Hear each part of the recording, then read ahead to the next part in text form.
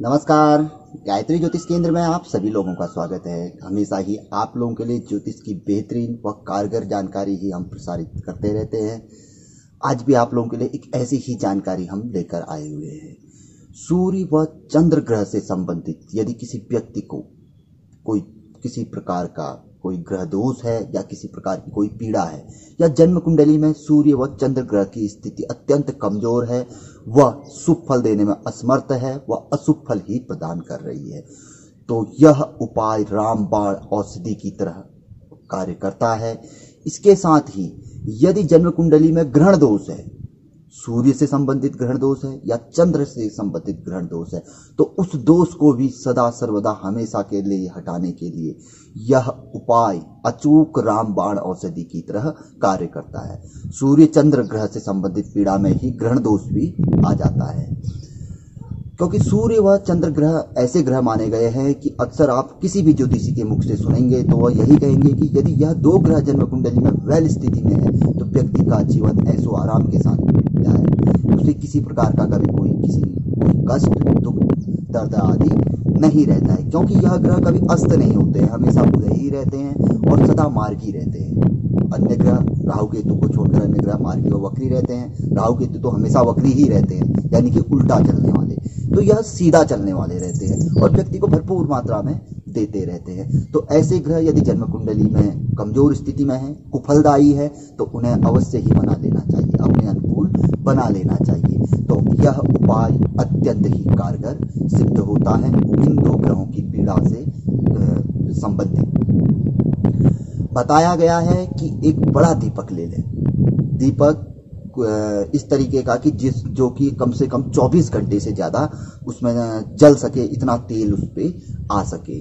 तो बताया गया यदि सूर्य ग्रह से संबंधित सामान्य पीड़ा आदि है तो सूर्य संक्रांति, जिस दिन सूर्य का राशि परिवर्तन होता है, विशेष तौर पर वैशाख के मास में, वैशाख का मास उच्च का सूर्य रहते हैं, इसमें अपनी परमोच्च स्थिति में रहते हैं, तो वैशाख के मास में की जो संक्रांति होती है, अन्य संक्रांति से भी कर सकते हैं, उस दिन से यदि सूर्य ग्रह से संबंधित दोष हो, तो चंद्र ग्रह से संबंधित यदि दोष हो तो चैत्र पूर्णिमा से या आश्विन पूर्णिमा से से शुरू होता है, यानी कि लंबे समय तक ये चलेगा, तो वहां पर से यह प्रारंभ कर सकते हैं।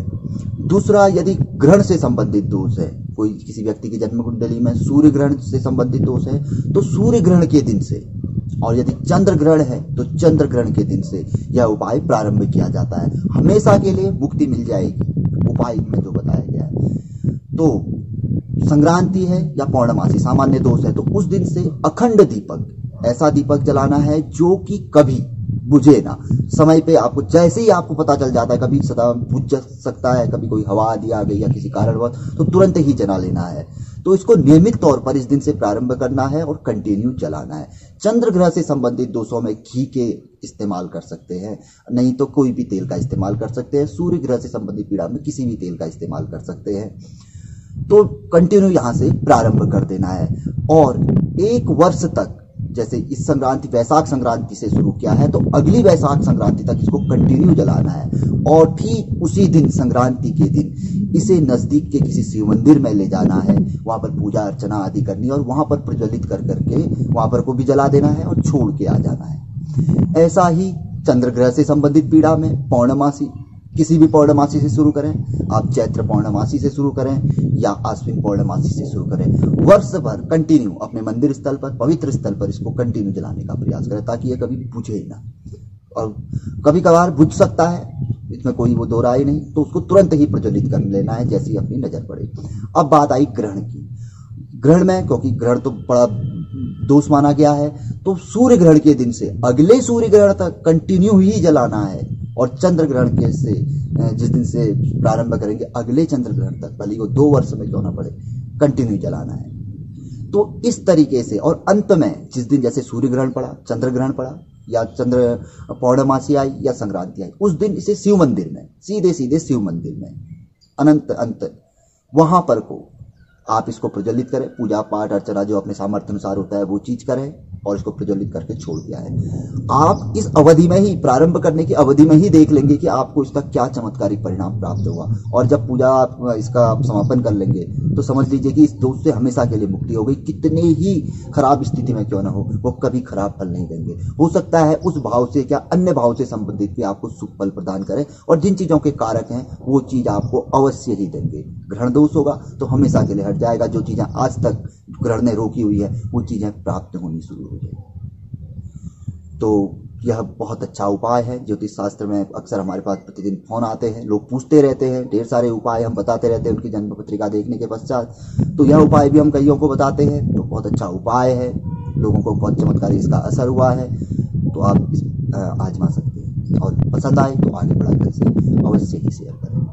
नए लोगों से आग्रह रहता है गायत्री ज्योतिष केंद्र के साथ जुड़े। हर प्रकार की सुविधा ज्योतिष से संबंधित आपको यहाँ पर मिलती है। कम पारस्परिक में आपका कुंडली विश्लेषण बहुत अच्छे तरीके से किया जाता है। संभवतः हमें पूरा विश्वास रहता है कि आपको प्रतिफल मिलेगा। जहाँ हमें विश्वास होता है तो वहाँ आपको मिलता भी है, क्योंकि विश्वास ही सबसे बड़ी चीज है। तो जुड़िए, चैनल को सब्सक्राइब करें, बेल आइकन दबाएं, नित्य नई जानकारी आपको मिलती है। तो मिलेंगे ऐसी किसी बहुत अच्छी जानकारी के एपिसोड के साथ अगले वीडियो में। तब तक के लिए नमस्कार। जय श्री राम, जय श्री कृष्ण।